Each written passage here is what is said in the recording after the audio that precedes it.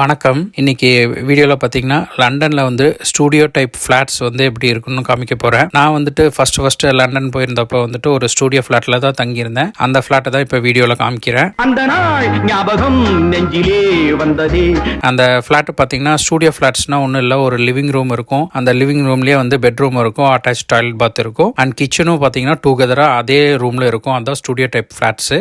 But luckily பார்த்தீங்கன்னா நான் தங்கியிருந்த ஸ்டூடியோ ஃப்ளாட்டில் லிவிங் ரூம் தனியாகவும் கிச்சன் மட்டும் தனியாக இருந்துச்சு. ஸோ வந்துட்டு கொஞ்சம் வந்து எனக்கு கம்ஃபர்டபுளாக இருந்துச்சு. 2 ரூம் மாதிரியே வந்துட்டு இருந்துச்சு. பட் நார்மலாக ஸ்டூடியோ டைப் ஃப்ளாட்ஸில் வந்துட்டு இங்கே வந்து லிவிங் ரூம் ப்ளஸ் பெட்ரூம் இருக்கும், ப்ளஸ் கிச்சனும் பார்த்தீங்கன்னா அது கூடயே இருக்கும். ஸோ இங்கே செப்பரேட்டாக இருக்குங்காட்டி இதுதான் கிச்சன் ரூம்.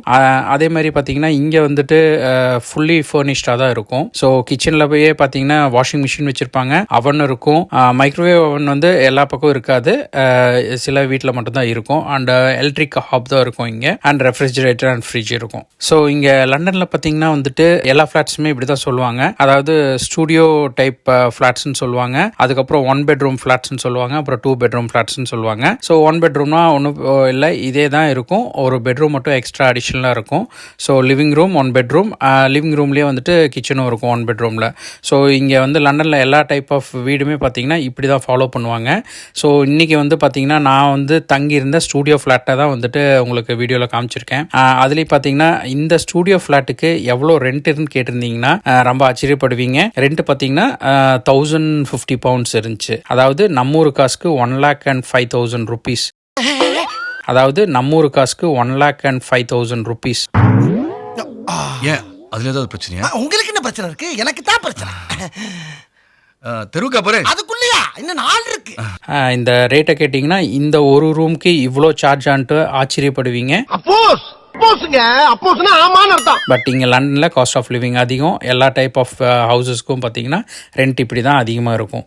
ஸோ இந்த லிவிங் ரூமில் வந்துட்டு நார்மலாக வந்துட்டு ஒரு பெட், ஒரு சோஃபா, ஒரு டேபிள் அண்ட் சேர் இருந்துச்சு, அண்ட் டீ டேபிள், அப்புறம் டிவி ஸ்டாண்ட் அண்ட் ஒரு கபோர்டு இருந்துச்சு. அண்ட் ஆல்சோ எனக்கு வந்து ஒரு விண்டோ இருந்து பால்கனியோட இருந்தங்காட்டி எனக்கு கொஞ்சம் கம்ஃபர்டபுளாக இருந்துச்சு இந்த ஸ்டூடியோ ஃப்ளாட்டில். ஸோ இனிஷியலாக நான் ஃபஸ்ட்டு லண்டன் போனப்போ இந்த ஃப்ளாட்டில் தான் நான் தங்கியிருந்தேன். அண்ட் மெயினாக வந்துட்டு இந்த ஃப்ளாட்டை வந்து காமிக்கும்போது எனக்கு ஒரு ஓல்டு மெமரி வருது. என்னென்னு பார்த்தீங்கன்னா அந்த பிளாக் கலர் சோஃபா பார்த்தீங்கன்னா உங்களுக்கே தெரியும்.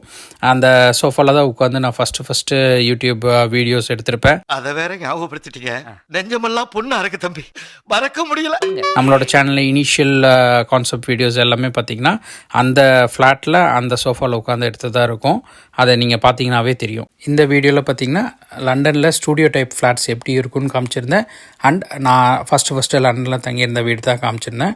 தேங்க்ஸ் ஃபார் வாட்சிங் திஸ் வீடியோ. இந்த வீடியோ பிடிச்சிருந்தா லைக் பண்ணுங்கள், இந்த வீடியோ உங்கள் ஃப்ரெண்ட்ஸ் அண்ட் ஃபேமிலிஸ்க்கு ஷேர் பண்ணுங்கள், எங்கள் சேனலை சப்ஸ்கிரைப் பண்ணாதவங்க சப்ஸ்கிரைப் பண்ணுங்கள், எங்களோட ஃபேஸ்புக் அண்ட் இன்ஸ்டாகிராம் பேஜை மறக்காமல் ஃபாலோ பண்ணுங்கள். வணக்கம்.